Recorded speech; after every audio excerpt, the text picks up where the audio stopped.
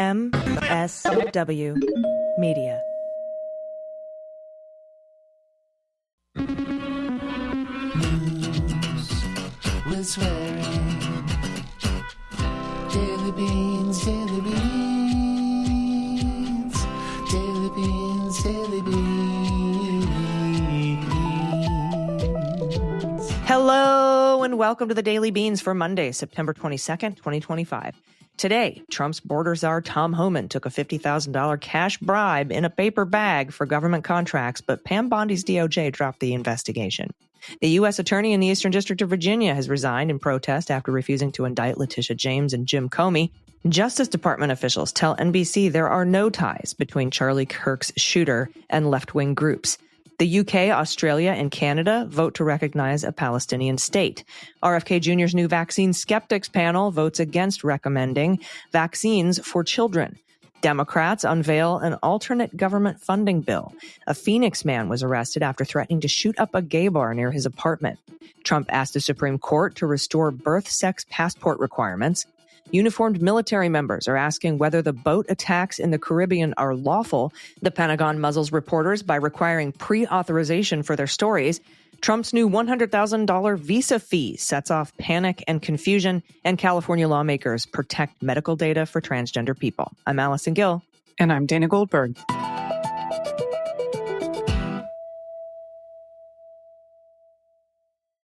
Just a couple, not busy at all. And I do love that every time there's just shit in the world, one of these blue states, as we like to call them, stands up and goes, not on my watch.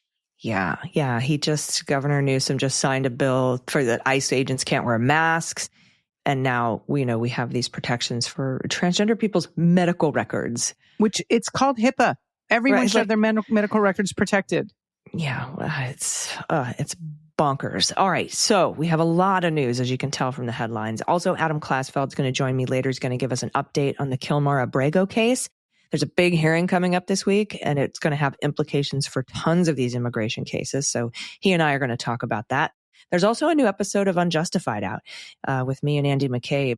And we talk about more DOJ failures, including a jury that acquitted a man accused of assaulting a Border Patrol agent in Los Angeles. The officer lied on the stand, and the video showed it. So that in under an hour, the jury was like, not guilty, get the fuck out.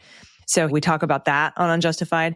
And we talk about Jack Smith. He spoke out in public at George Mason University for like an hour. Wow. About corruption at the DOJ. And he said the DOJ was my home for many, many years, and that home is on fire. And it's like really, really like harshly goes after this administration for weaponization. So we can hear Andy talk about that. He was in the audience for that speech. So, all right. Well, like I said, we have tons of headlines to get to, but first we have some quick hits. And to make a long story short, too late. All right. Lightning round from NBC. The federal investigation into the assassination of Charlie Kirk has yet to find, I don't call it an assassination. Yeah. Burp, burp. The federal investigation into the murder of Charlie Kirk has yet to find a link between the alleged shooter and left-wing groups on which President Trump and his administration have pledged to crack down. That's according to three sources familiar with the investigation. One person familiar said thus far there's no evidence connecting the suspect with any left-wing groups. None. No evidence. They're going to run with this narrative. Mm-hmm. I'm actually impressed that it's this Justice Department that came up and said that, to be honest with you, and they didn't just make up some bullshit. All right, this one's from the Associated Press. The UK, Australia, and Canada, they formally recognized a Palestinian state on Sunday, prompting an angry response from Israel, which ruled out the prospect. The coordinated initiative from the three Commonwealth nations and longtime allies reflects growing outrage at Israel's conduct of the war in Gaza and the steps taken by the Israeli government to thwart efforts to create a Palestinian state, including by the continued expansion of settlements in the West Bank. More countries are expected to join the list, recognizing a Palestinian state at the UN General Assembly this week, including France and Portugal. All right, important steps. Next up, congressional Democrats released bill text Wednesday night for their own stopgap spending proposal. You know, the government funding runs out at the end of this month. And this is, they're digging in against a House Republican-backed measure that would just fund the government as it is until late November.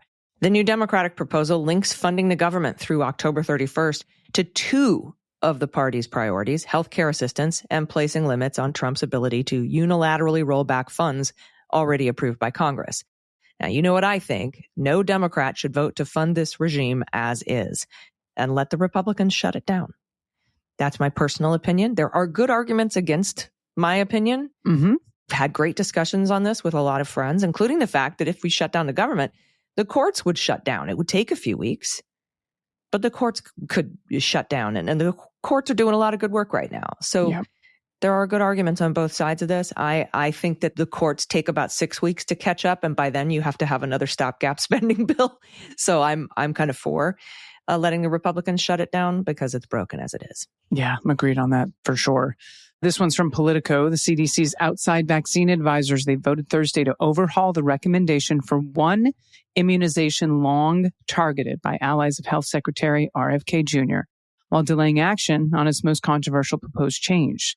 Kennedy's handpicked panel, many of whom share his vaccine skepticism and have absolutely no scientific background or medical, voted not to recommend the MMRV vaccine to children younger than 4. Instead, it advised that the group receive 2 separate vaccines, the MMR vaccine and the varicella or chickenpox vaccine.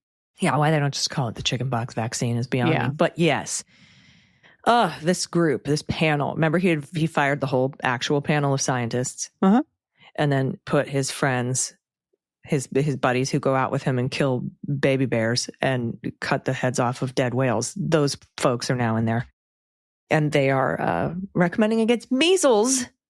Yeah, which is on the rise. Mm-hmm.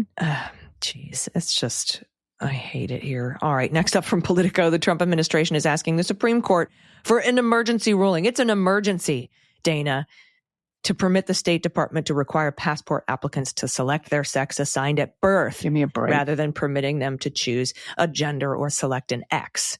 Now, a federal judge enjoined the administration's passport policy in June, saying it's probably unconstitutional and it violates the constitutional rights of transgender and non-binary people to not let them select X or, their preferred gender.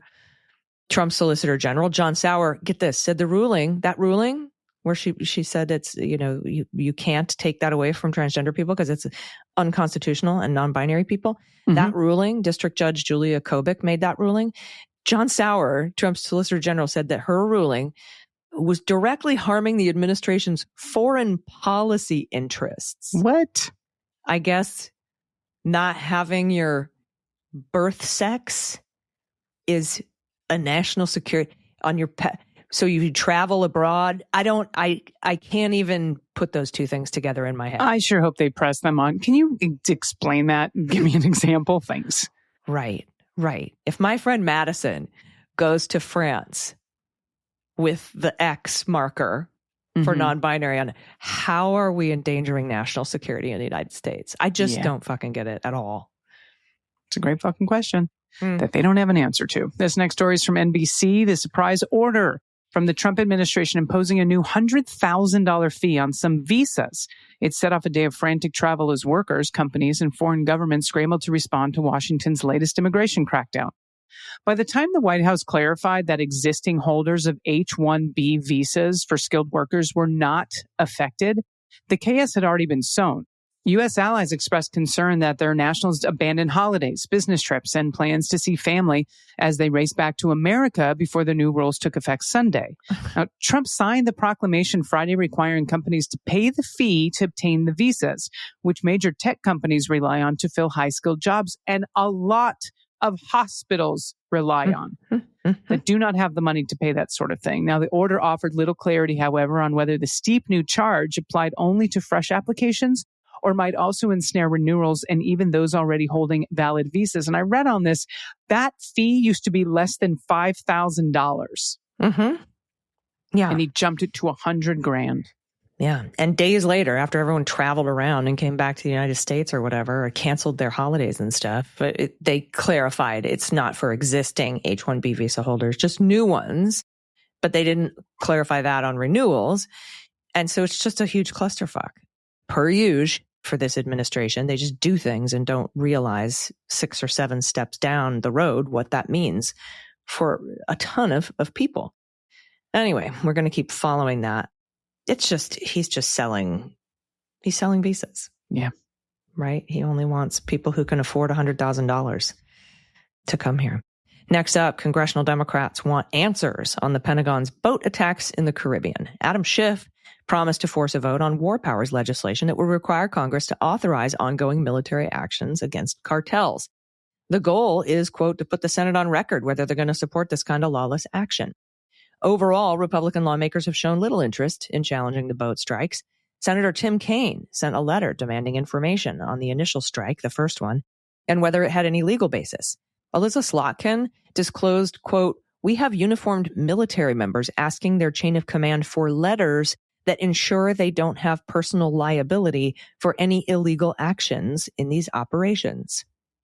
Now, the Post reports the Trump administration unveiled a new crackdown Friday on journalists at the Pentagon, folks who want to report on this, saying it's going to require those journalists to pledge, make a promise, pinky swear, that they won't gather any information, even unclassified, that hasn't been expressly authorized for release, and will revoke the press credentials of anyone who doesn't obey. So, muzzling protected free speech and the journalism. Ugh. It is just controlled by the state. That's what it is. It's not just an attack on freedom of speech. It's also the information that we're allowed to hear. It's state-run media. And for a member of the military to be like, I need you to put a letter in my file that says I'm not legally liable for murdering people if I press the button to bomb a boat in the Caribbean. Yep. Frightening. Awful. All right. We have more news to get to, but we have to take a quick break. Stick around. We'll be right back. After these messages, we'll be right back. Delete Me makes it easy, quick, and safe to remove your personal data online at a time when surveillance and data breaches are common enough to make everyone vulnerable. The truth is, personal information has never been easier to find online. Your home address, phone number, and even family connections can end up on shady websites. And once it's out there, that data can be used against you in very real ways. Political groups and online harassers rely on it to target people. And that's why I use Delete Me. This service removes personal information from data broker websites, which protects individuals and businesses from doxing and identity-related risks. The New York Times Wirecutter even ranked Delete Me their top pick for data removal services. And we want to thank our sponsor for today's episode, Delete Me. With Delete Me, I protect both my personal privacy and the privacy of my business. Being online as much as I am, I know how quickly private details can spread. Data breaches are constant, and hackers leak phone numbers, social security numbers, and even banking data. Data brokers scoop all that up and sell it to whomever will pay. Delete Me actively tracks down that information, wipes it off of those sites, and keeps monitoring continuously to prevent new exposures. For me, it's one less thing to worry about in an increasingly vulnerable online world. So take control of your data and keep your private life private by signing up for Delete Me now at a special discount for listeners. Get 20% off your Delete Me plan when you go to joindeleteme.com/dailybeans and use promo code dailybeans at checkout. Again, the only way to get 20% off is to go to joindeleteme.com/dailybeans and enter code dailybeans at checkout. That's joindeleteme.com/dailybeans, code dailybeans. Everybody, welcome back. It's time for the Hot Notes. Hot Notes. All right, first up from NBC. In an undercover operation last year, covert undercover stuff, Dana, the FBI recorded Tom Homan. Recorded him. Yep. Now the White House Border Czar recorded him accepting $50,000 in cash after indicating he could help the agents who were posing as business executives win government contracts in a second Trump administration. That's according to multiple people familiar with the probe and internal documents reviewed by MSNBC. FBI and Justice Department both planned to wait to see whether Homan would deliver on his alleged promises once he became the nation's top immigration official. Because in order to be a, public corruption unit and accept a bribe as an official, you have to be an official. But the case indefinitely stalled after Trump became president, according to 6 sources familiar with the matter. In recent weeks, Trump appointees officially closed the investigation after FBI Director Kash Patel requested a status update on the case. It's unclear what response FBI and Justice Department officials gave for shutting down the investigation, but a Trump Justice Department appointee called it a deep state probe from early 2025, and no further investigative steps were taken. The federal investigation was launched in Western Texas in 2024, middle of 2024, after a subject in a separate investigation claimed Homan was soliciting payments in exchange for awarding contracts should Trump win the presidential election. That's according to internal Justice Department summaries of the probe reviewed by MSNBC and people familiar with the case. The U.S. Attorney's Office in the Western District of Texas, working with the FBI, asked DOJ Public Integrity Section, the PIN, to join its ongoing probe into the Border Czar and former acting director of Immigration and Customs Enforcement, Tom Homan, and others, based on evidence of payment from FBI undercover agents in exchange for facilitating future contracts related to border enforcement. Undercover FBI agents posing as contractors communicated and met several times with a business colleague who introduced them to Tom Homan. And with Homan himself, they met, and he indicated he would facilitate securing contracts for them in exchange for money once he was in office. Now, on September 20th, 2024, with hidden cameras recording the scene at a meeting spot in Texas, Homan accepted $50,000 in bills, according to an internal summary of the case. Homan wasn't a government official at the time, but it is still a crime, whether you're an official or not. But the DOJ, like I said, wanted to wait and see if he'd do it in his official capacity. And I do have to kind of hand it to the Department of Justice under Biden there in 2024, after investigating someone else and getting a tip that Homan was doing that, for putting undercover FBI agents dressed up as businessmen, willing to accept bribes to go to talk to Homan. So that's a cool thing that the FBI and the DOJ did at the end of 2024 there. And of course, the Trump administration shut it down. Yes, indeed, they did. All right, this one's from The Times. The U.S. attorney investigating New York's Attorney General Tish James and the former FBI Director James Comey said he had resigned on Friday, hours after President Trump called for his ouster. Eric Seibert, the U.S. attorney for the Eastern District of Virginia, had recently told senior Justice Department officials that investigators found insufficient evidence to bring charges against Ms. James, and had also raised concerns about a potential case against Mr. Comey, according to officials familiar with the situation. Mr. Seibert informed prosecutors in his office of his resignation through an email hours after the president, speaking to reporters in the Oval Office, said that he wanted him removed because 2 Democratic senators from Virginia had approved of his nomination. Trump is running out of time to indict Jim Comey, as the statute of limitations on his testimony expires in 6 days. 5 years ago. Yep. Trump has apparently appointed insurance lawyer Lindsay Halligan to be the interim U.S. attorney in the Eastern District of Virginia. Now, there was a social media post on Truth Social that basically is Trump sending it. Has that been verified that it was real, right? Because he put it up and he took it down. Yeah, he put it up and he deleted it, but it seemed like he was trying to DM her, maybe? It seemed like it, but also I believe that there's part of this that I feel like they did this on purpose because they can get away with anything to distract, again, from either Epstein or something else, because all the grammar's perfect. So Trump didn't write it. And so someone was penning it for him. So either someone made the mistake and put it on his Truth Social, or they're pretending as if it was an accident to distract and make it a news story. But either way, it's literally like the tapes from Watergate being posted on social media. It's insane. Mm-hmm. Yeah, that the president is telling the attorney general, whether through a DM or meant to be a DM or on social media, you need to do this. You need to investigate these people now, and you need to indict them now. Yeah, we're losing credibility. We're being embarrassed. You like Lindsay. Lindsay likes you. Just put him in the position. And it's really damning. It's very damning.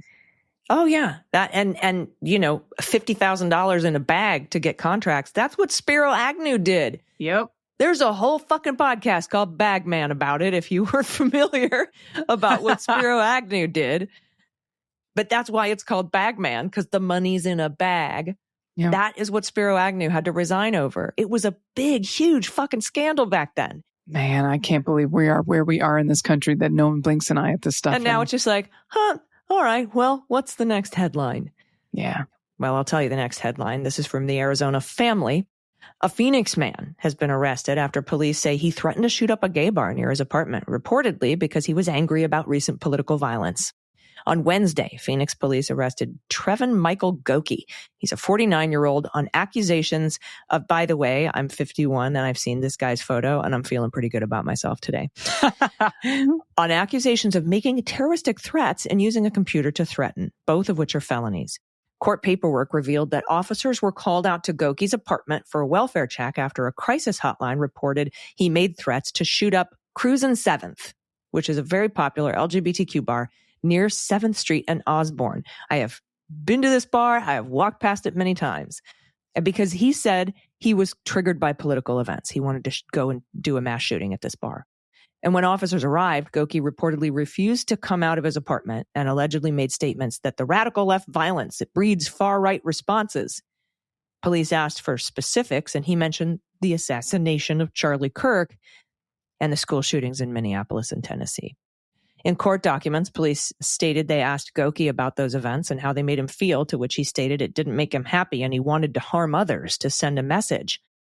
Police revealed in arresting documents that he said Charlie Kirk was a martyr and he was going to be a martyr for Charlie Kirk, and that political violence breeds political violence. Police also detailed several transphobic comments he made.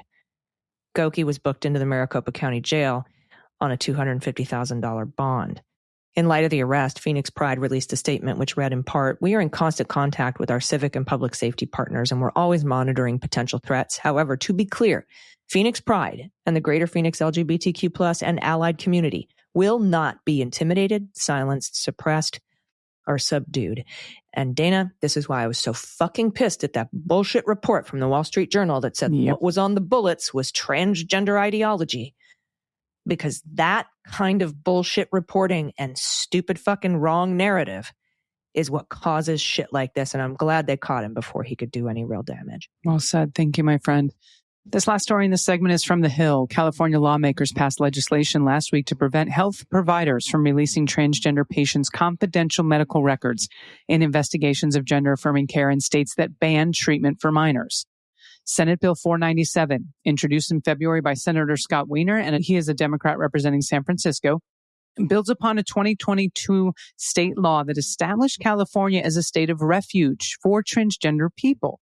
That law, also authored by Wiener, prevents states that have banned gender-affirming care for minors from taking legal action against trans youth, their families, and their doctors over treatment administered in California. So someone drives from Texas into California, you are protected under this. The latest bill would require law enforcement requesting health information about transgender people in California to provide a warrant. According to Wiener's office, it was also bar medical providers from complying with out-of-state requests, including subpoenas for information related to gender-affirming care. So this is a big step. I believe Illinois also is doing what they can to protect the gender-affirming care for our trans community. And this is how it should be.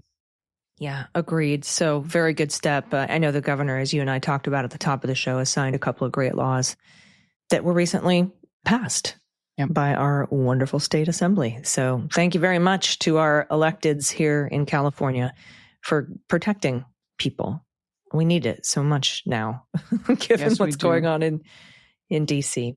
All right, everybody. The good trouble today is going to be first up in the good news. But first, I'm going to talk to Adam Klasfeld about the upcoming hearing for Kilmar Abrego and some more recent developments in that case. Stick around. We'll be right back. Hey, have you heard about Wild Grain yet? They are the first bake from frozen subscription box for artisanal breads, seasonal pastries, and fresh pastas. Everything is ready in 25 minutes or less, straight from your freezer. And unlike store-bought bread, Wild Grain uses a slow fermentation process that's easier to digest, and it's richer in nutrients and antioxidants, and it's made with simple ingredients you can actually pronounce. Their boxes are fully customizable, and they're always adding seasonal and limited-time treats. In addition to their classic box, they now offer a gluten-free box and even a plant-based box. Thanks to Wild Grain for supporting the show. Check this deal out. For a limited time, Wild Grain is offering you $30 off your first box, plus free croissants in every box when you go to wildgrain.com/dailybeans to start your subscription, or you can use promo code dailybeans at checkout. Wild Grain recently sent me a delivery. I could not believe how fresh everything was. Everything tasted amazing. I popped their apple cider donuts in the oven, and in under 25 minutes, my kitchen smelled like fall. The texture was soft. The flavor was spiced. It was delicious. It felt like a full bakery experience at home. I also tried the slow fermented sourdough bread, which baked up with a crisp crust and soft, airy interior. Everything arrived perfectly packaged. I love that the delivery saved me a trip to the bakery. For Dana, who's eating gluten-free, the dedicated box was a game changer. It's easy, it's delicious, and it truly feels like a treat every time it arrives. So this fall, treat yourself and your loved ones to warm sourdough breads and seasonal baked goods from Wild Grain.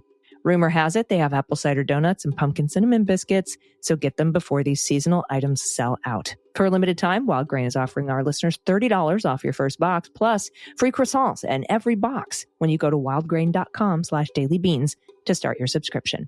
You heard me, free croissants in every box and $30 off your first box when you go to wildgrain.com/dailybeans. Don't miss their seasonal products. We're live here on The Breakdown and at All Rise News. My name is Allison Gill, AG, Mueller, she wrote. You probably know me as, I have many, many names. And joining me is a man with just one name, a recognizable name. His name is Adam Klasfeld, and he is the owner and operator of the independent media outlet called All Rise News, which honestly is, as a one-man operation, going out and, taking part in court hearings and being in the courthouse and reporting out and doing all the traveling, it's just astounding that you do all this independently. And we really, really, I know everybody appreciates it so much, so we can get on the ground, like blow by blow action from court hearings that are super important for a lot of the high profile cases that you're following. And I wanted to ask you today, because you sent me a text and you're like, we've got some updates in the Abrego case. In Mr. Abrego's case, as we all know, Mr. Abrego was taken and put on a plane to El Salvador and spent time in the Seacoast torture prison. He was beaten and tortured in inhumane conditions. And Judge Boasberg tried to bring him back to the United States because the DOJ admitted they made an error in deporting him because he had an order from a court in the United States, an immigration court, not to be deported to El Salvador, but he was. And so they brought him back, but not because they made a mistake. They brought him back to kind of cover their tracks and stop a discovery hearing that could lead to contempt in Boasberg's courtroom. And they brought him back by charging him with two ridiculous crimes from a traffic stop in 2022, where everybody back then let him go, without as much as a traffic ticket. And you've been covering this case from soup to nuts since the beginning. And there's a lot of outpouring from the public for information about what's going on with Mr. Abrego. So I would love to hear what the latest updates are in the case and where you, Mr. Independent Media from All Rise News, are headed this week and how people can support that trip. So let's talk about updates in the Abrego case. Oh, thank you so much, Allison. Well, this week is going to be another court hearing for Mr. Abrego in Nashville, Tennessee. He's charged in the Middle District of Tennessee because, as you said, Allison, this is a case over that 2022 traffic stop. That it stems from that 2 counts related to smuggling allegations, not trafficking allegations, which is commonly said by Kristi Noem's Department of Homeland Security. But what is expected to happen at this hearing on Friday, there's no clear agenda, but there are many things in front of the judge. For example, the judge has a pending motion on selective and vindictive prosecution because there are now 3 tracks of this case, 2 civil cases and the criminal case. And since the last time when Abrego was released from criminal custody, briefly was reunited with his family before being taken into immigration custody, there was an offer on the table, a plea offer. And it was kind of one of those offers they gave to ABC News recently, where you can do this the easy way or the hard way, where you plead guilty, we send you to Costa Rica, and you plead not guilty and you insist on your right under the Bail Reform Act to be released, then we're going to try to send you to Uganda. That was presented as evidence of selective and vindictive prosecution for asserting his rights. We'll see if that comes up at Friday's hearing. There are other issues that are pending before the judge. Now, Abrego, at this very moment, is in immigration custody in Virginia because, pursuant to his habeas case, trying to block his deportation. Now it is not Uganda. Now the Department of Homeland Security is trying to send him to Eswatini, which, by the way, is the only absolute monarchy left on the African continent. So that is where things stand. But because he is detained in Virginia, his attorneys say it's very hard to prepare for trial.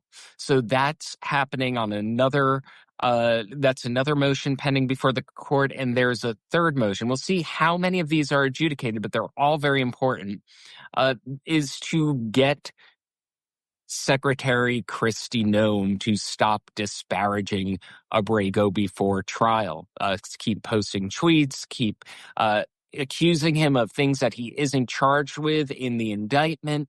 As a matter of fact, the very interesting thing in the most recent motion, most recent status update by the defense attorneys, they mentioned that Kristi Noem, and this is true, this happened in another case, was asked by Todd Blanche, the second top official in the Justice Department, asked Kristi Noem to take down all of her posts that were violating the presumption of innocence of a different criminal defendant, Congresswoman LaMonica MacGyver in New Jersey. They took that down, and they said, well, but they're not doing that with Abrego. And so here's the thing: it's innocent until proven guilty, not innocent until Kristi Noem declares you guilty. So did they use that example of LaMonica MacGyver to illustrate selective and vindictive prosecution, or to illustrate that the gag order is in order? Absolutely. To illustrate that the gag order is necessary. Right now, it seemed that in New Jersey, the Congresswoman they were probably fearing that she would have prevailed on that. So they asked her to, the Justice Department asked her to take it down preemptively. They were late to that, by the way. By the time that motion was filed, I noticed that all of the posts that were sliming the Congresswoman were still up. They took them down about a couple of hours after the motion became public, but they took them down. All of the posts about Abrego are still up. There's not been any pending requests to actually take them down. And so we'll see if the judge might impose a gag order. We'll see if the judge is going to rule or hear arguments on selective prosecution, or if this will be a routine pretrial hearing. He hasn't really set an agenda, but that's why I'm heading down to Nashville on Friday to find out just what he does.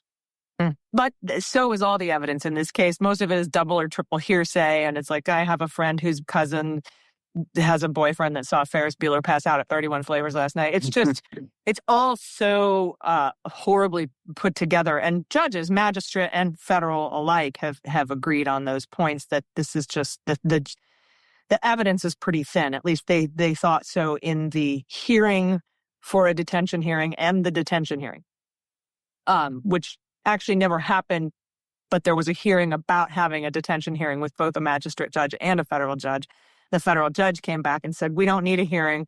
There might have been minors involved, but it's not enough to go to a detention hearing on this. But regardless, I'm curious as to, I know that these disparaging statements by huge administration officials with massive audiences are used in the gag order. Are they also used in the vindictive and selective prosecution motion? Because absolutely. Yes. It seems to me that, by that kind of lens, it's sort of evidence that they are selectively and vindictively prosecuting it. Yes, absolutely. They appear on both motions because the fact is the selective and vindictive prosecution motions hinge on the argument that he is being punished because he fought back. Because when he was spirited out of the country onto a plane in defiance of a judge's order, that he had capable attorneys take the government to court and win all the way up to the Supreme Court. And that's why he's being punished. And they have quotations from top DOJ officials all the way up to Todd Blanche supporting that argument. So some of them are press interviews, but some of them are these these social media posts, press releases. But what you were saying with Kristi Noem, those are the things that, as you said, Allison, she's accusing him of things that he's not charged with. And I mentioned this a little bit earlier, but I want to just hammer home this point, muddying the waters with what he's actually charged with. Smuggling as a criminal charge in the Middle District of Tennessee, the sentencing exposure for that is about 1 year, on average. Trafficking is a totally different charge. And that's what Ghislaine Maxwell is charged with, and they're being very friendly with her. But with Kilmar Abrego Garcia, it's a very different thing. Trafficking is exploitation. Smuggling is transportation. That is how the distinction was explained in the ruling, the first ruling, saying that the government hasn't met the burden to detain Abrego before trial. So that's the first one. The stuff about soliciting a nude from a minor, that was something that was rejected from Judge Holmes's ruling, that it wasn't, that wasn't an allegation that met the muster for her to keep him behind bars pending trial. All of the other allegations of where you had cooperating witnesses who are being incentivized by the government to cooperate because they are, we've talked about this so many times, Allison.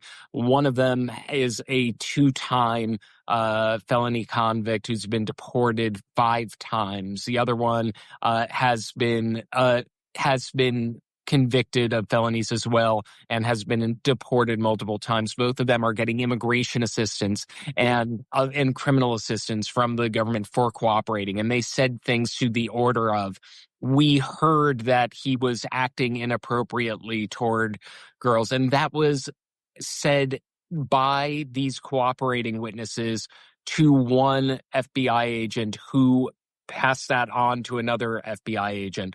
And I saw one tweet from Kristi Noem saying, it has been reported that, or it has, where she links to, I believe, a New York Post story or something like that about her own rejected allegations in court. And she's doing this drumbeat against a criminal defendant before trial. That's why they're seeking the gag order. They took it down when they tried to violate the presumption of innocence of a U.S. Congresswoman. Will they? They're not even. That's kind of like consciousness of guilt, right? Like, right. We know this is. Right. Well, I mean, it's not fair play. It's a dishonorable way of doing. And the thing that's really, this did not happen. I don't want to overstate this. In Trump's first term, he was routinely mouthing off on Twitter about criminal defendants, but you didn't have official government accounts going after a criminal defendant. You didn't see the need for motions like these all the time. And you're seeing this happen in multiple cases. And of course, we're talking day after Trump is demanding the prosecution of his political rivals now in all capital letters openly on social media. So this is, I keep thinking about the timing of this hearing because, as I said when we were starting this, it's this Brendan Carr at the FCC saying to ABC, we can do this the easy way or the hard way. And the government saying to Kilmar Abrego Garcia, if you plead guilty right now, well, we'll deport you to a human rights respecting country like Costa Rica. If not, we will find some of the most notorious human rights abusers in the planet to send you to. That is not the way a justice system works in a democracy. Yeah, agreed. And real quick, you said Barbara Holmes. That's the magistrate judge. But that's not the judge who's going to be holding the hearing this Friday, right? That is a federal district judge. Remind us of who that judge is. That is a magistrate judge. Now, when the case is first assigned, it goes, the district judge refers certain pretrial proceedings to the magistrate. And she was the first person to hear the government's motion to detain Abrego pending trial. And so Abrego won multiple rounds of the government's attempt to detain him pending trial. But 2 tiers of judges rejected that. First, Judge Holmes, and then the district judge who will be presiding over the trial and who will be presiding over the upcoming hearing, Judge Crenshaw. So this case is currently before him. He's been very accommodating, I would say, about Kristi Noem's attacks on Abrego pending trial. He has not ruled out taking action against her. I would say he sent a shot across the bow last time, saying, I don't know if I have the power over the Department of Homeland Security. I think he's trying to maintain a clean record for if and when he does issue a gag order. But he's the one presiding over Friday's hearing. There's one more wrinkle that I should put out there. There is a pending motion because Abrego is being detained in Virginia. There is a possibility that the hearing will, in fact, be conducted remotely. But there was a motion there from a long time ago. It's never been decided, and it seems we are less than a week away. I think it's going to happen live in Nashville. Yeah, and I think I remember there being an order to keep him within 200 miles of where he was detained in Virginia so that he wouldn't be sent to Texas or Louisiana, because that would be too far away from Tennessee, where he, might need to make an appearance. So I think that's kind of why they put that 200-mile limit on where he could be sent. But I wanted to ask you, because I think that, correct me if I'm wrong, but I think it was his criminal defense attorney, Sean Hecker, who said if there was ever a case for vindictive and selective prosecution, this is it. Right. And so I will be very glued to your feed on Blue Sky and watching your Substack at All Rise News for how that hearing goes. And I remind everybody, because a lot of times we'll watch a hearing and the judge will attack the defense, the good guy, let's say. Sometimes the good guy is the government, sometimes the good guy is the defense. But they'll attack and attack and attack and ask questions and ask questions and ask questions. And I just kind of want to remind everybody that if you are following along with that particular hearing, that just because the judge, Emmett Sullivan is famous for this, right, goes hard after who you think the good guy is, doesn't mean that they're going to rule against the good guy. To me, that's always been indicative of the judge making sure that every single thread is followed and every single loose end is tied up before he rules against the person he went after really hard in a particular hearing. So I want you to maybe address that. And then also, one of the motions talked about how this was just detaining him in ICE custody is just punitive. Again, punitive for him exercising his constitutional rights. Because now with the, no bail for immigration hearings and the length of time it takes for immigration hearings to go through the immigration courts, he could be in prison for up to 6 months. But after 6 months, I think there was a previous Supreme Court ruling that says then it becomes punitive. But there was a recent Supreme Court ruling that said you can detain people indefinitely. So I'm just a little confused on the timeline for how long he could be in prison, because I believe you told me his trial is scheduled for January. It is. So this is the kind of the fact that the case is playing out in multiple jurisdictions.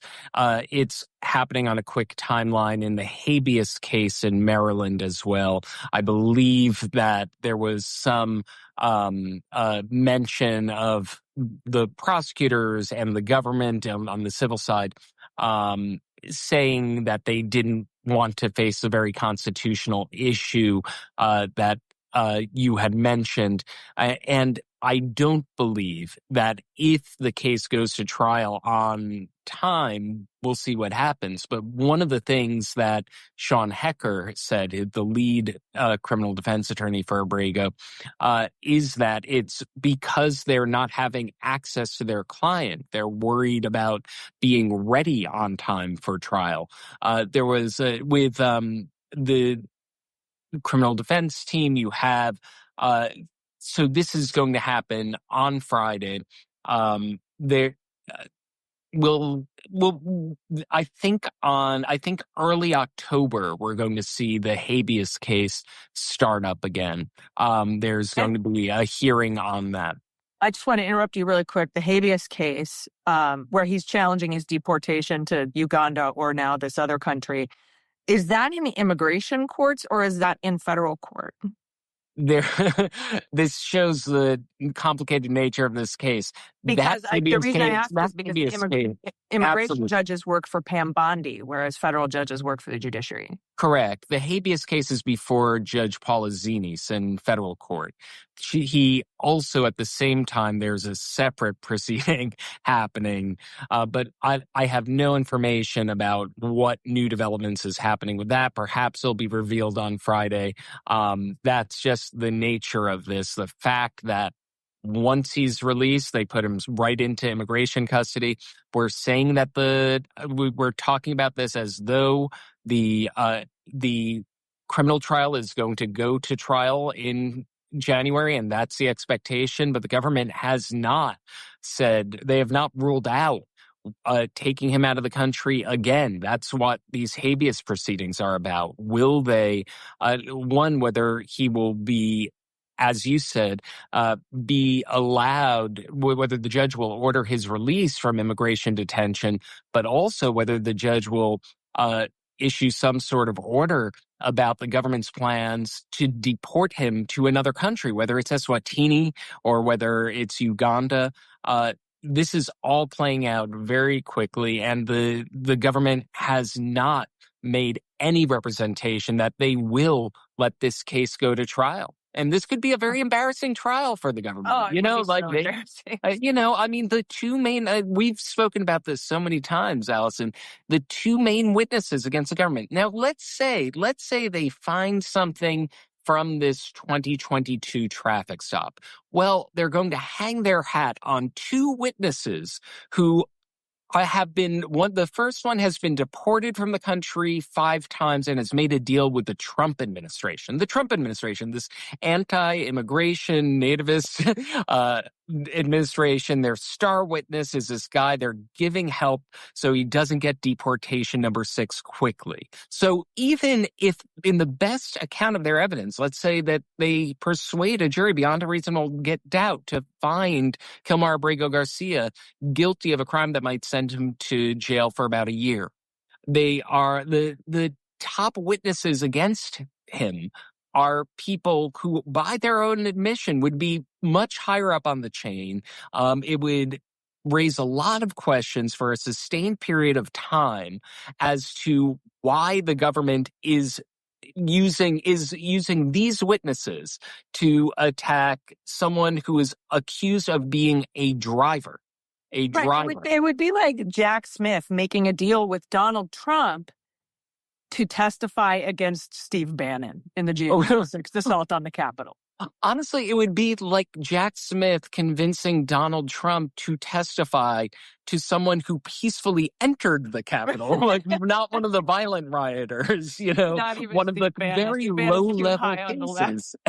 Absolutely. It's the dumbest thing. So that's the absolutely, we will, if we get to trial, we'll see what happens. We'll see what what evidence the government has dug up.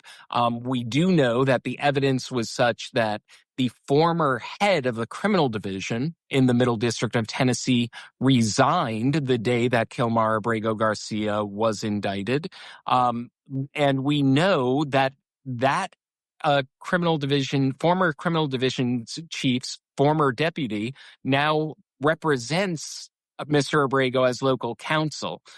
This is a case that whatever happens at trial, if it goes to trial, will have many embarrassments for this administration. And that's it's reasonable to think that's why the government is not guaranteeing that it'll even get there, and why they are fighting so hard for the right to deport him before it even happens. Yeah, they don't want to go to trial. That's why they made him a sweet, sweet deal for Costa Rica if he just pled guilty and would GTFO.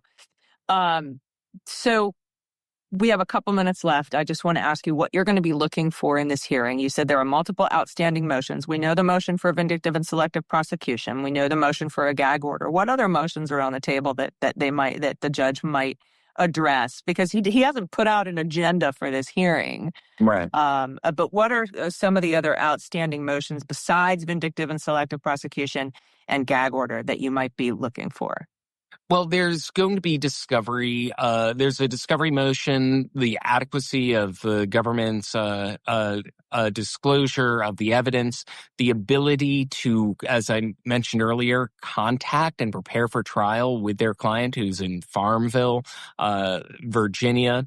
And the reason for that is because, as you said, Judge Zinis said that he must be within 200 miles of the courtroom and not sent outside of the continental United States, given the history of this case. So we'll see. I'm going to be looking for whether new information has emerged about the government's plans, whether right now we haven't had new information since we're looking at Eswatini now disclosure about have there been updates with immigration proceedings? Will any of the motions that we've been discussing right now be adjudicated? Was this going to be a scheduling hearing? I think that it's important to be there because there's just so much. There's so many issues of profound consequence at the table at this very moment because, even if they discuss the presumption of innocence, there are attacks on presumption of innocence every day, and we're seeing it all the time with Leticia James, the firing of a U.S. attorney or forced resignation, I should say, coerced resignation of a U.S. attorney in Virginia at the very moment that ABC News had, in their bombshell story, found that he did not find evidence to charge. So, didn't find evidence to charge, you're out. I'll replace it with my insurance attorney. So the issues about the presumption of innocence, the issues on the table about the potential gag order, the access to counsel, the vindictive prosecution. But there's a pending selective and vindictive prosecution motion in Congresswoman MacIver's case in New Jersey. And to one point that you made right a little bit earlier, Allison, you had mentioned that Sean Hecker said, if there's any case for selective and vindictive prosecution, it's this one. The reason he said that is that it is extraordinarily difficult and extraordinarily rare to win a selective and vindictive prosecution motion. And this case will be a real test case to see whether in the age of Trump 2.0, when the vindictiveness is open and notorious, when you have a parade of government officials accusing a defendant who is presumed innocent before trial of crimes that he is not charged with, and the ones that he is charged with, that it's a very important test to see, well, is that standard really, does it have teeth? Do selective and vindictive prosecution motions stand a chance of curbing the impulses of an administration that is going to act openly in a kind of vindictive manner? Yeah, or will it become Section 3 of the 14th Amendment? If ever well said. If ever there was a case for disqualifying someone for participating in insurrection, I would think we would have had one. But yeah, if this particular administration can't be found to have vindictively or selectively prosecuted people, then we might as well just get rid of the motion altogether, because no one's ever going to win them. Thank you so much for joining us. I'm really looking forward to this hearing. I want to remind everyone that the only reason that in the third track of Kilmer Abrego case is the immigration case, the only reason he's able to seek asylum now is because he was mistakenly sent away by the Trump administration, and now he has been in the country for less than a year. The reason he wasn't granted asylum in 2019 is because he had been here for more than a year. So we will see if that turns around and bites the administration in the ass for resetting the clock on asylum, or if the immigration judge that will be hearing that case is a Pam Bondi sycophant who isn't going to, who they work for the executive branch, for the Department of Justice, and not like what Judge Crenshaw, Judge Sinise, or Judge Barbara Holmes do, which is they are independent working for the federal judiciary. So I look forward to this. I think everyone was going to want to pay attention because, as you said, many of the open motions, pending motions on the table here in the Abrego case have huge consequences, not just for Mr. Abrego, but for many, many people who are facing the same, sort of eventuality from this particular administration. And so if you just follow Adam Klasfeld on your social media, wherever you get your social media, I'm a Blue Sky person. You can follow him there. And if you definitely subscribe, you're going to want to subscribe to All Rise News to get the updates, because they go right into your inbox and you'll know exactly when it happens. You'll know if the judge rules from the bench, or you'll get a sense from Adam Klasfeld's reporting, maybe how this judge might be viewing some of these outstanding motions before he comes out with a ruling. So subscribe to All Rise News. If you feel like it, you can subscribe to The Breakdown too. I'll be following Adam Klasfeld on this for these hearings on Friday. And if you have the means to financially support Adam Klasfeld's work at All Rise News, he pays for all of his own lodging, all of his own plane tickets, all of his travel, so that he can be there in the courtroom to tell us exactly what's happening as it's happening. So if you have the means, please support him and support independent media. Do you have any final thoughts before we get out of here today?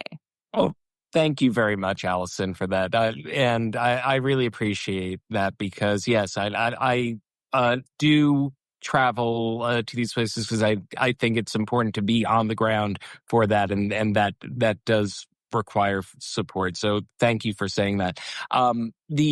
I would just echo your remarks about the issues that are being contemplated now will resonate beyond Kilmer Abrego Garcia. And as I mentioned, Congresswoman MacIver, she has the pending motion on the same topic.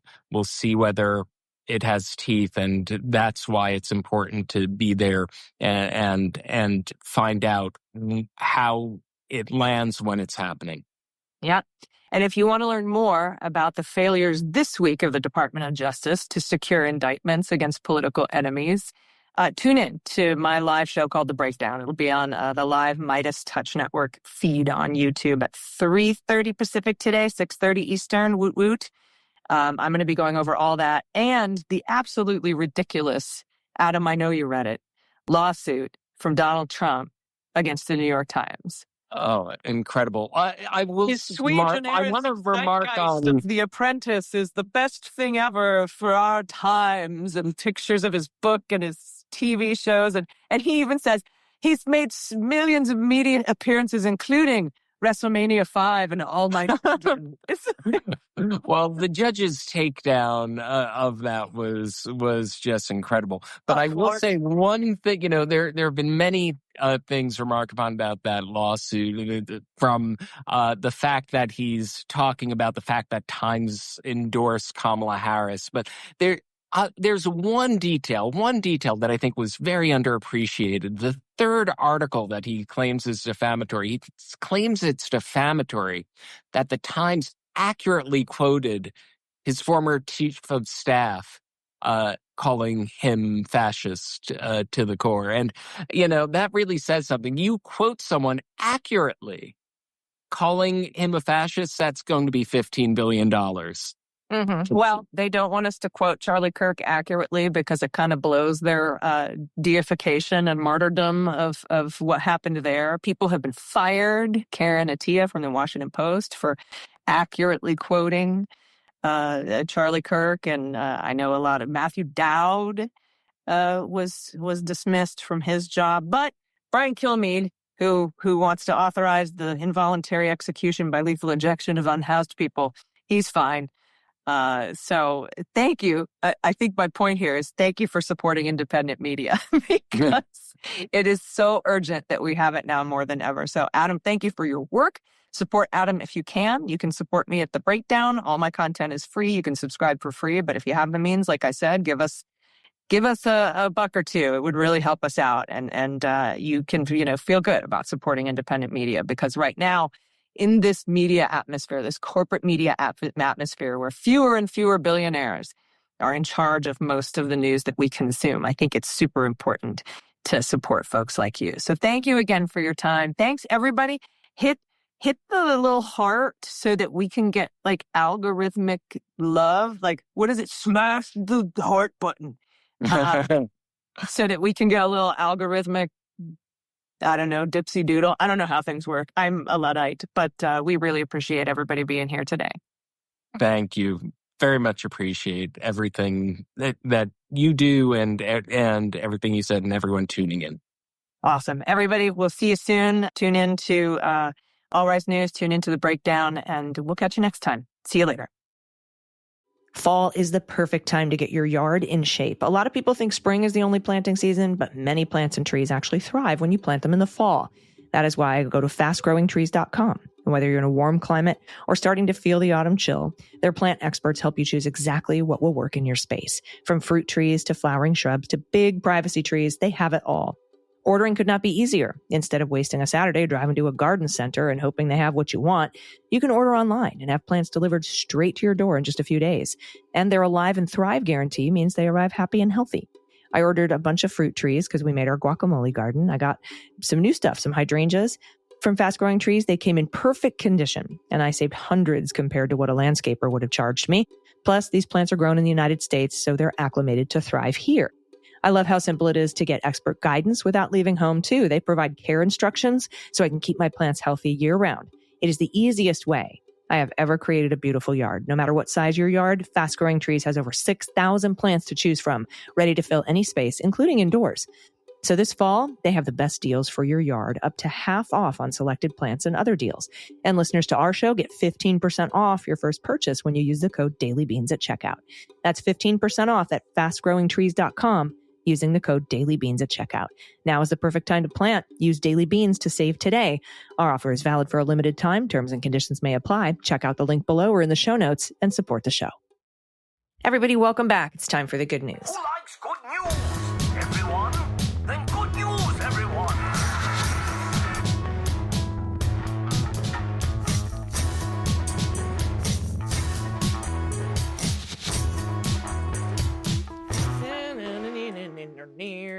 Good news, good news. And if you have any good news, confessions, corrections, you want to give a shout out to somebody, maybe a loved one, a spouse, a kid, a parent, yourself. We love self shout outs, maybe some great community organizing, a small business in your area you want everybody to know about, maybe a great nonprofit that you know about or you work with that you want to shine a light on, maybe a shout out to a government program that's helped you or a loved one. We want to hear all about it.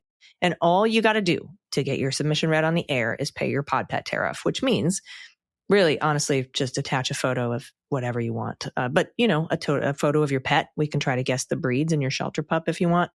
An adoptable pet in your area if you don't have a pet. Maybe just a random photo of an animal on the internet if you don't have any of that. We'll take a it. Family photo, baby pictures, photos of, I don't know, your garden. What are you making and creating or painting or knitting or crocheting? We want to see it all. We need to microdose hope. So send your good news to us, dailybeanspod.com. And click on contact. First up is your good trouble. And your good trouble today comes from Adam, pronouns he and him. Disney needs to hear from us. You can find lots of different ways to contact them. We'll have a link in the show notes for you so you can get that contact information. One way that seems relevant is their corporate social responsibility team. And that's responsibility@twdc.org. Again, we'll have that in the show notes. Let them know how you feel about their capitulation to authoritarianism.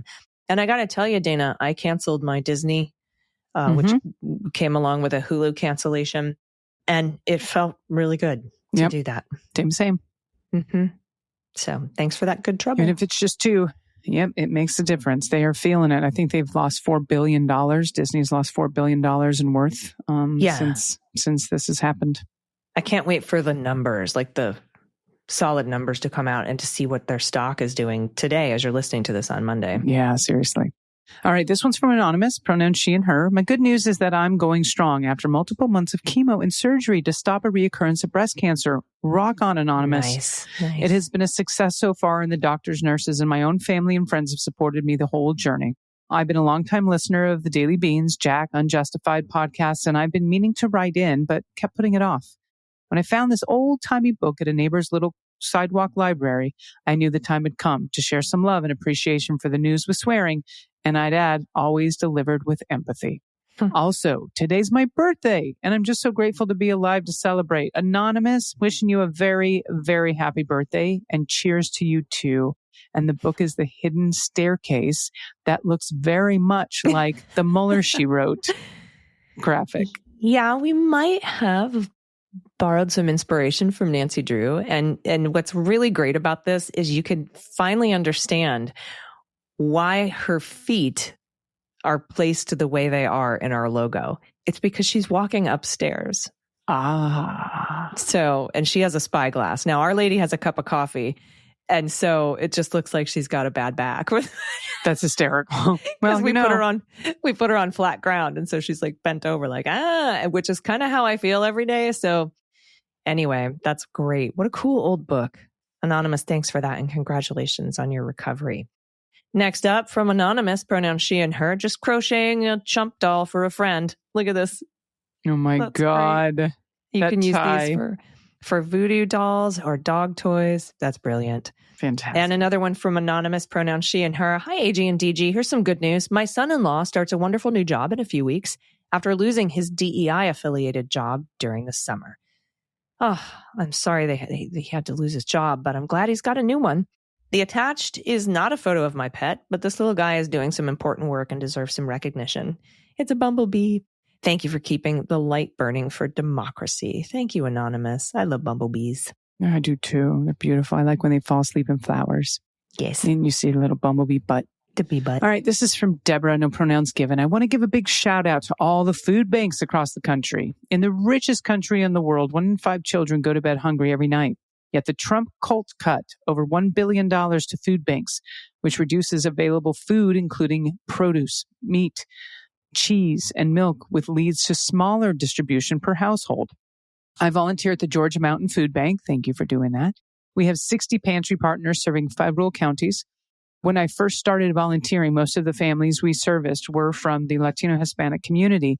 But because of ICE, supported by out-of-state Republican regime, these communities are now too afraid to come to our pantries to get the food they desperately need. Now we see mostly poor white families. Please support your local food banks and pantries. You never know when you'll be the next person in need. My pod pet tariff includes Luna and Roxy, each after 3 years old, and each are offspring to 2 different breeds. Little Luna thinks she is the size of Roxy, and Roxy thinks she's a small pup.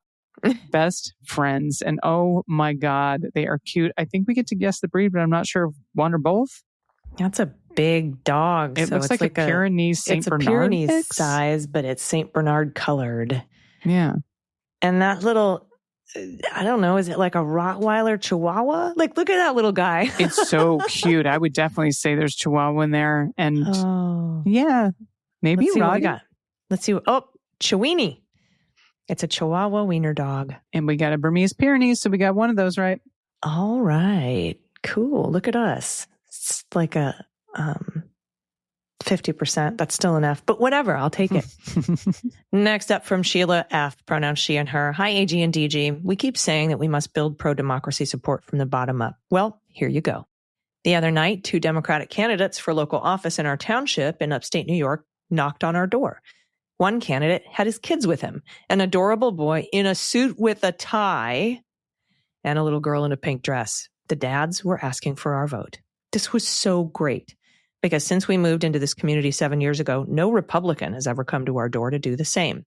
They rely on lawn signs and other visibility. It's because they don't have a team of people who give a shit. That's why nobody's going to go knock doors for fucking that fill in the blank here on the Republican side. Nobody's excited about that. Remember when like Elon Musk and Trump had to pay people to go out and knock doors and they still faked it all and like, you know, made like lied in the software about how many houses they visit because they just weren't into it. And then they wouldn't bust them back if they hadn't reached a certain amount of quota.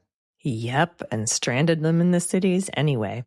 And after having been visited by two cute kids and their dad, we have to think that a lazy Republican approach has worn out its welcome. We will attend our local Democratic picnic on Sunday and a house party next month and give money to their campaigns. Not because we're sure they'll win, although they might, but because we absolutely have to have a presence in all local elections every year and never cede them to people or a party that will take our rights away. For my pod pet Tariff, here's my cat Birdie, who is a character. She wakes us up at all hours for attention and treats, but we still love him. Look, oh my God, look at this guy. So sweet. Oh, I bet he's super cuddly and like makes those little chirpy noises. Like the little, oh, he's so cute. Adorable. Thank you so much, Sheila. All right. This was from Julie. No pronouns given. It is harvesting time in Colorado, and I've just started to pick my dry beans. Eventually, they will go in a jar, but today I needed something to hold them temporarily. This was the first thing that caught my eye. Perfect. I'm going to scroll to see what this is. Oh, my God. That's great. It's your mug, which is so appropriate. As my pod pet tax, I've attached a photo of dearly departed Wiley, who we lost on Christmas Eve of 2020. He was the handsomest dog in the neighborhood, I believe. Oh, wow. He's pretty damn handsome. Oh, and we've got some stars, which means maybe we can guess some breeds. What do you think? German Shepherd. Lab. What's Wolf? that little thing that looks like a fox that's got like perfect fur? I don't know. A Shiba Inu? Is that? I think that's what it's called. The Doge dog? Yes. Look at the face and the ears. Like the ears. I don't know, but that might be German Shepherd ears. Let's see. German Shepherd and Shiba Inu. Look at you. Shut up. Look at you. Now I knew that I was like Shiba Inu. You got that part. I was like, it's a Shibu something? Shiba Inu. All right. Is he barky?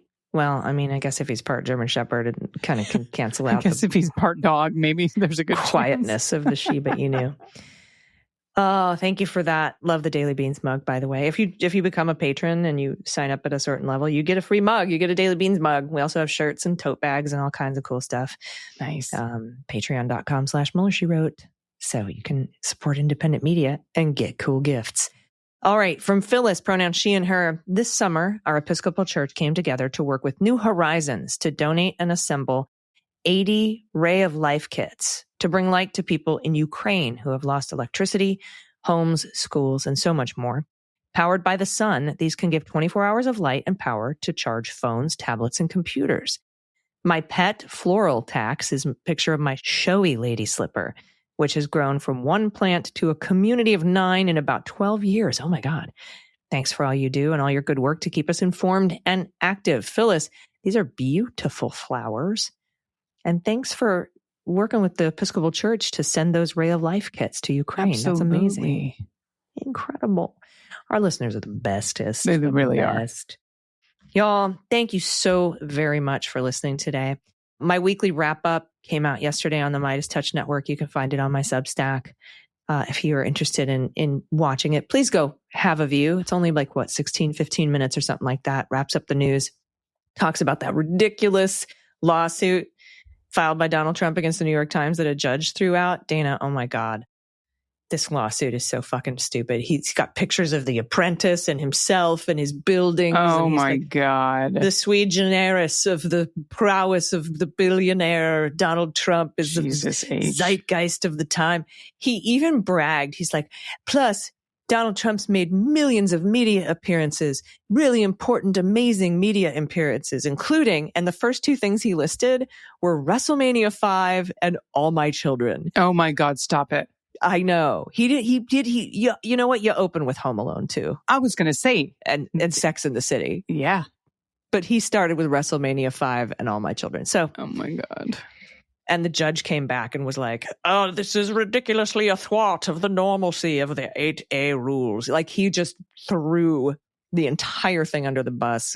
That makes me happy. Handed the whole lawsuit and said, file it again in 28 days like a normal person. And I hope that, the New York Times seeks sanctions, Rule 11 sanctions for this frivolous, ridiculous lawsuit. Anyway, check out the whole show. I go over all the cool things in that, and that's on my Substack. So thanks, everybody, for listening. I know it was a long weekend. It was a lot of news, but we've got each other, and we see you. And thanks for listening. Do you have any final thoughts, my Not today. All right. We'll be back in your ears tomorrow. Until then, please take care of yourselves, take care of each other, take care of the planet, take care of your mental health, and take care of your family. I've been AG. I've been DG. And them's the beans. The Daily Beans is written and executive produced by Allison Gill with additional research and reporting by Dana Goldberg. Sound design and editing is by Desiree McFarlane, with art and web design by Joelle Reeder with Moxie Design Studios. Music for The Daily Beans is written and performed by They Might Be Giants, and the show is a proud member of the MSW Media Network, a collection of creator-owned podcasts dedicated to news, politics, and justice. For more information, please visit mswmedia.com. MSW Media.